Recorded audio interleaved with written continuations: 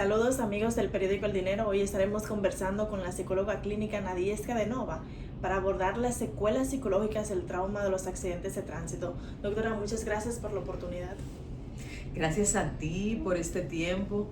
Creo que es una maravillosa oportunidad de poder compartir los diferentes aspectos en lo que esta realidad que estamos viviendo está afectándonos a todos.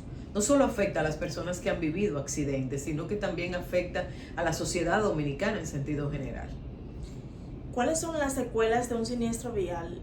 Sabemos que estas secuelas no solamente permean la parte física, sino también la parte emocional, y es donde muchas veces esa parte pues no suele verse. Pero ¿cuál es el impacto psicosocial de los accidentes de tránsito?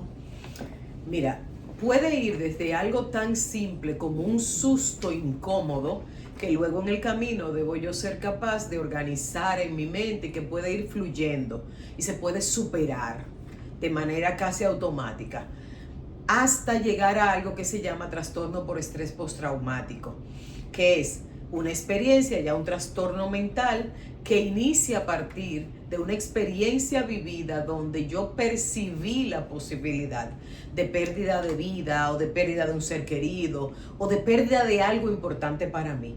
Entonces mi sistema se queda predispuesto a protegerme, a cuidarme ante la posibilidad de que eso pueda volver a pasar. ¿Cuáles son los principales obstáculos psicológicos que enfrentan las personas con secuelas físicas visibles al intentar reintegrarse a su vida laboral y social en el caso nuestro, por ejemplo? Mira, lo que yo he visto es, primero, la baja educación que tenemos nosotros para poder acceder a medios que nos permitan, que nos den las herramientas para salir adelante. Y evidentemente los recursos.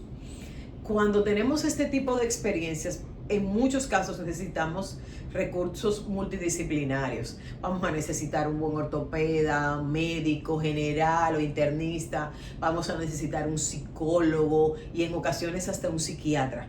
Si tú no tienes los medios de cubrir ese buen abordaje, ya sea porque tienes los recursos financieros o ya sea porque no tienes el conocimiento de saber cómo buscarlo, entonces esto pudiera repercutir en un deterioro, en una dificultad en el proceso de que esto pueda darse de una mejor manera y que las personas puedan salir adelante en medio de las crisis que este tipo de accidentes pueden provocar.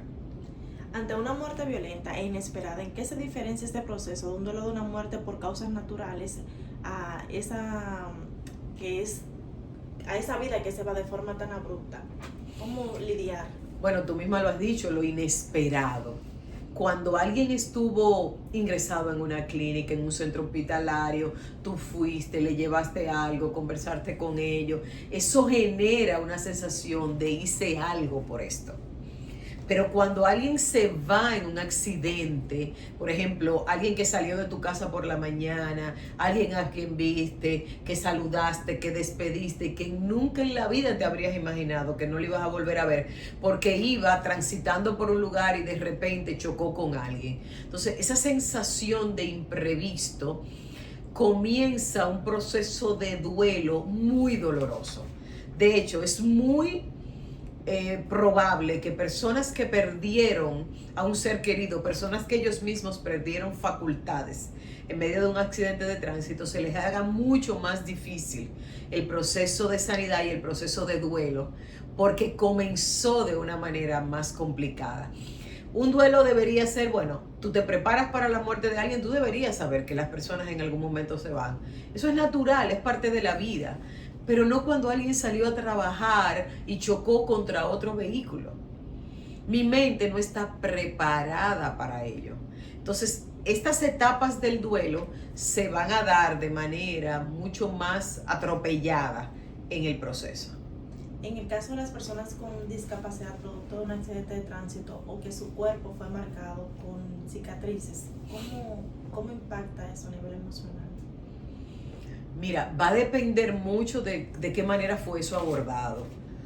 Evidentemente, el solo impacto de verme frente al espejo y ver que mi cara está deformada o alguna parte de mi cuerpo, o perdí alguna parte de mi cuerpo, como por ejemplo una pierna, un brazo, ya tiene una secuela dolorosa porque es algo que me falta. Pero si a eso le sumamos que yo no tuve un acompañamiento adecuado que me permitiera aceptarlo y entender que yo puedo vivir adelante. De hecho, hay un principio psicológico que se llama crecimiento postraumático. El crecimiento postraumático es la capacidad, cabe resaltar porque es algo que se puede desarrollar, la gente no nace con ello, es la capacidad de yo poder seguir adelante a pesar de haber vivido experiencias traumáticas. Cuando tú ves los Juegos Paralímpicos, por ejemplo, ¿qué estás viendo? Personas que en medio de un trauma, de un dolor, se levantaron y continuaron adelante. Perdí una pierna, perdí un miembro inferior. ¿Qué hago ahora? ¿Me echo a morir? No, necesito una prótesis. Y esa prótesis va a fungir como una pierna y yo voy a seguir adelante. Entonces, pero para lograr eso, es importante que tengamos las condiciones que nos ayuden a alcanzar esos resultados. En el caso de las personas, y manteniendo la línea con discapacidad, la dinámica familiar también cambia y impacta también a los cuidadores, porque muchas veces tienen que dejar sus trabajos o hábitos cotidianos para adaptarse a un nuevo entorno. ¿Cómo impacta eso a nivel emocional también y el acompañamiento que deberían también de tener?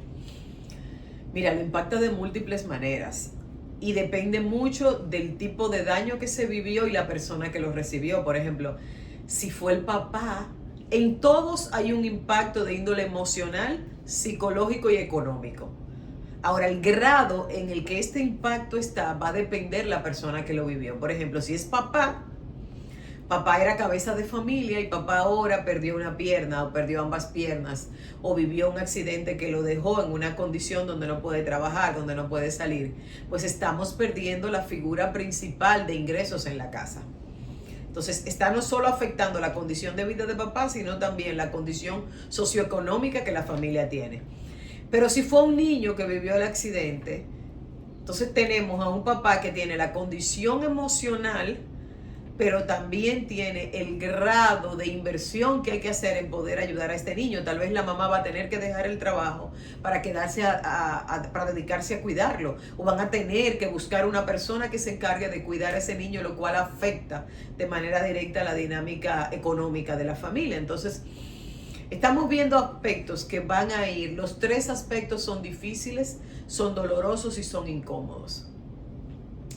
En el caso de los huérfanos, los niños que pierden pues a su padre producto de un accidente de tránsito, suele ser esa otra cara invisible que muchas veces no se toma en consideración, esa otra parte del daño colateral. ¿Cómo impacta esto a largo plazo en su sentido de desarrollo emocional, psicológico y todo eso cuando su padre ya no está y queda marcado? Mira, la orfandad es un estado doloroso y en la mayoría de los casos traumático porque yo perdí a una figura significativa de mi vida. Imagínate mucho más el caso de estos chicos o niñas que han perdido a ambos padres. Es mucho más doloroso todavía. Ahora, no tiene que ser una sentencia. ¿Por qué? Porque debería existir un sistema familiar, social, que apoya a estos niños a salir adelante a pesar de la ausencia de un papá o mamá o ambos. Entonces, cuando yo tuve tíos, abuelas, familia que se encargaron de guiarme, de cuidarme, de acompañarme, de hablarme de mi papá y mi mamá, de decirme quiénes fueron, cuánto me amaron, y eventualmente, claro está, de yo poder ser consciente de cómo mi papá y mi mamá no están, pues entonces eso va a crear un proceso de crecimiento más sano. Ese manejo y ese conocimiento de la verdad va a hacer de mí una persona aún más estable.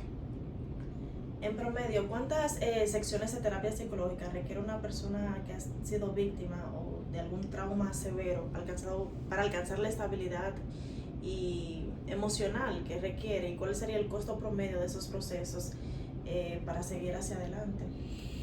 Wow, eso es una pregunta bastante complicada de responder. Porque a diferencia de la medicina, la terapia depende de múltiples factores. Y el primer factor es la disposición de transformación que una persona puede tener. Entonces, no es lo mismo que yo, que tengo un alto nivel de resiliencia, viva una experiencia de un accidente, a que tú, que tal vez tienes menos resiliencia que yo, vivas un accidente. Eso va a ser determinante ante las herramientas que necesito para seguir adelante y cómo la psicología puede abordar eso. Entonces, primer punto, ver las herramientas predisponentes que la persona tiene. Luego de eso, bueno, en sentido general, el abordaje psicológico en nuestro país sigue siendo un ámbito costoso. Sobre todo porque tú tienes que buscar terapeutas especializados, formados en determinadas áreas, lo cual va a implicar pues un costo adicional dentro de lo que es consulta privada. Las consultas privadas promedio oscilan entre unos 5,000, 6, 7,000 pesos por consulta. Entonces imagínate que una persona que mínimamente hace 3 meses de consulta, unas 12 sesiones, que sería más o menos lo requerido para poder trabajar un proceso de equilibrio y de sanidad, ¿por qué no? Dependiendo de las herramientas que la persona tenga. Pero hay otro elemento, es decir, hoy día tenemos terapia dentro de hospitales públicos y hay muy buenos profesionales. Ahora tenemos un tema de psicoeducación y de acceso a esos recursos. Porque las personas van, abandonan la terapia, porque se cansan, porque las citas son muy lejanas, porque me ponen una cita hoy, entonces la próxima es dentro de 2, 3 semanas, y ya ahí se pierde un poco la continuidad que se requiere en el proceso. Entonces, todos esos elementos hay que tomarlo en cuenta y darle un nivel de importancia que la terapia es un elemento vital en el proceso de sanidad de posteriormente a un accidente para poder lidiar con las secuelas. En nuestro país, las ARS dominicanas cubren el tratamiento de trastorno de estrés postraumático derivado del accidente. Bueno, no, los planes complementarios. Los planes complementarios sí incluyen determinada cantidad de citas al año, dependiendo del tipo de plan que las personas tienen y el tipo de empresa aseguradora, sí se va a poder tener. Pero en la mayoría de los casos, y eso hay que aclararlo, las personas lo que hacen es que le pagan al terapeuta cuando está accediendo a terapia privada y entonces pide un reembolso de esa cita. Hay muchas de estas empresas que reembolsan el 50%, hay otras que reembolsan hasta un 90%. Pero ¿cuántos recursos tú debes tener para poder pagarte un plan que te dé ese tipo de privilegios? Exacto. Entonces pudiéramos decir que la cobertura de psicoterapia prolongada en este tipo de casos, dígase accidentes de tránsito y todo lo que genera pérdida, desfigurar, pérdida de una persona, en el caso de los huérfanos, ¿existe todavía una deuda a nivel del sistema de salud, a nivel del Estado, con esas personas víctimas o producto de daños colaterales de los accidentes de tránsito en nuestro país? Pero totalmente, y comencemos con el hecho con que aquí no necesariamente tenemos una ley eficaz que pueda reivindicar lo que eso implica. Muchas de estas personas están en una casa y han tenido que gastar todo lo que tenían para poder mantener su salud. Entonces, ¿quién paga por eso? ¿Quién les da una indemnización que le permita cubrir los gastos tanto de salud mental como de salud física? Entonces sí, hay una deuda y hay un tema importante a tomar en cuenta de qué vamos a hacer como país ante una realidad que es el pan nuestro de cada día. ¿Debería el plan de seguridad seguridad vial de República Dominicana incluir la parte psicológica en esos procesos? Totalmente, porque es una necesidad, no es un gusto. Tú no haces nada con llevar a esa persona a un ortopeda, con hacerle operaciones, con darle un curso de fisioterapia que le ayuda a volver a estabilizarse dentro de sus facultades y sus funciones, si tú no sanaste su mente, porque entonces tú vas a tener un problema posterior en otra área. Entonces hay que trabajar en los diferentes niveles. Una secuela inclusive que prolonga, porque escuché testimonio de personas que hasta abandonaron sus estudios y algunos trabajos producto de luego del accidente de tránsito, por cómo se veía, por el bullying que recibían en la escuela, o por todo lo que involucra eso, y la dinámica familiar en el caso de cuando se va un padre, de que muchos niños tuvieron que, por ejemplo, dejar de hacer prácticas extracurriculares porque los ingresos ya disminuyeron, papá no estaba, el sustento principal se fue. Todo cambia. Acuérdate que hablamos hace un momentito de esta capacidad humana que el individuo tiene, que por ejemplo, en estos dos casos puede ser la resiliencia. Tú has conocido personas que han vivido accidentes, perdieron un miembro de su cuerpo y tú vas a visitarlo y te dicen, no, tranquila, que vamos adelante. Esto solamente es un detenerme un momento en el camino, yo voy a encontrar la forma de salir adelante. Pero tú has encontrado personas con el mismo accidente que le encontraste en una depresión mayor posteriormente porque su vida no tiene sentido, porque lo perdí todo, porque ya no puedo trabajar, porque cómo voy a mantener mis hijos, qué va a pasar de mí, porque ahora dependo de otros para todo. Y entonces eso no solamente, este accidente no solo me quitó la facultad de autonomía, de autosustento, este accidente se robó mi vida. Eso es una interpretación. Y eso se aloja de manera absoluta en mi sistema de pensamiento. Entonces, ¿cómo esa persona puede tener acceso no solo al psicólogo calificado para poder ayudarle en el tipo de trauma que él está viviendo? Finalmente, recomendación para el Estado en sentido general sobre las oportunidades de mejora en temas de seguridad vial vinculada a la parte psicológica. Contamos con especialistas y profesionales calificados y capacitados en la mayoría de las áreas significativas en este tipo de casos. Terapeutas cognitivos conductuales, terapeutas especializados en gestión de riesgo.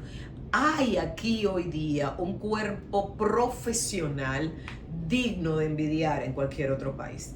Entonces, pero la mayoría de los terapeutas requieren tener terapias privadas para poder tener calidad de vida. Entonces, el gobierno tiene que abrir la posibilidad de darle al terapeuta las condiciones adecuadas para poder ofrecer un servicio con el mismo nivel de calidad, sea aquel que puede pagar por ello a nivel privado o el que debería acceder a lo que es terapia pública. Entonces, yo creo que hay un llamado ahí que bueno, que el CODOPSI ha tenido una lucha por muchos años por la reivindicación de lo que es la calidad de vida del psicólogo como profesional en nuestro país, ante necesidades que son cada día más ascendentes. Entonces, yo creo que hay un llamado a voces donde la psicología debe dársele ya el lugar que tiene dentro del proceso de mejoría y desarrollo, no solo en este campo, sino en todos los campos del quehacer de la vida del individuo.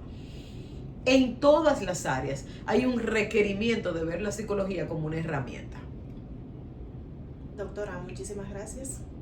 Gracias a ti y gracias a ustedes como institución por tomar en cuenta todo esto y hacer un trabajo tan digno, tan profesional, por ofrecer información de primera que pueda ayudarnos de alguna manera a salir de estas circunstancias donde mucha gente se está viendo vinculado. Gracias.